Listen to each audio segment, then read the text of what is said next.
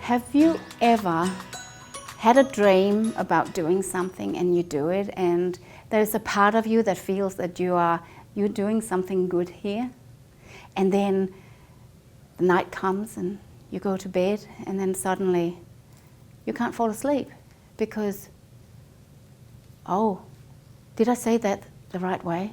And you start to question yourself. Or you wake up at 2 o'clock in the morning and all the thoughts about what you should have said and what you should have done and how you did it was all wrong. Have you ever been sitting at a cafe and you decided to go on a diet today and everyone else is having cake, so you say, oh, doesn't matter, I'll have a piece of cake today. So you order the cake and then you eat it and you have the first bite, and then suddenly the voice says, what the hell are you doing again? Don't you know? You shouldn't do it. Here you are again. You say it every day. You say, no more cake. And you still do it. And then you start to feel so bad about what you've done. And you start to feel beaten. And you have this inner knowing that no matter what you do, it's actually not good enough. And every time you do something good, the voice says, oh, you could have done better. So you can never get to the point where you really want to go because the goalpost is always further away. It's set further away from you. That's the inner critic that's on your case all the time. The good thing about having an inner critic is that we have good work. You know, we are not sloppy. And we put energy in and we do good. And we don't have to do it over and over again. We're not sloppy. And people like to employ us because we do a good job. And we feel sort of okay with ourselves because we do an okay job.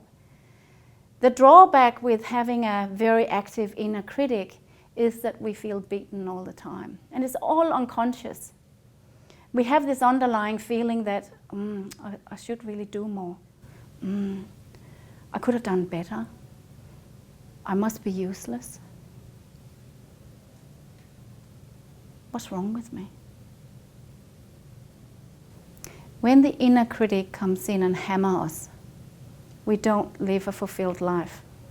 And we don't produce the best we can in our life, whether it's doing the dishes, whatever it is at work, our own career. It doesn't really matter what it is. We can always do better. So having a very strong inner critic is what drives people to depression. And if we want to kill ourselves and we have suicidal energies, you know, like thoughts, and we talk to the voice that's there, it is the inner critic that is so disgusted with us that it wants to wipe us off the planet. And we then start to get suicidal ideas.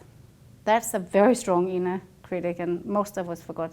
It's good that we don't have that, but we all have an inner critic, especially in the Western world.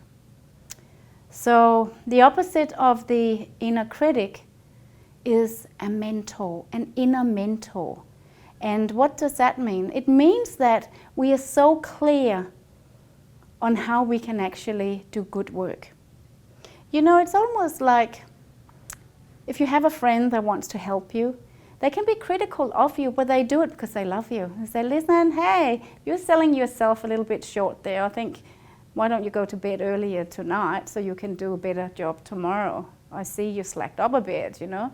But it's set in love and support, not to break us down. The inner critic was born, and it's basically our parents' voice that we sit and we hear every minute of the day. And when we get familiar with it, you'll be very surprised to find that it actually is your mum and dad, or your caretakers if you didn't have your mum and dad bringing you up. So it is a very good voice to get to know. So that means that you can live a more fulfilled life.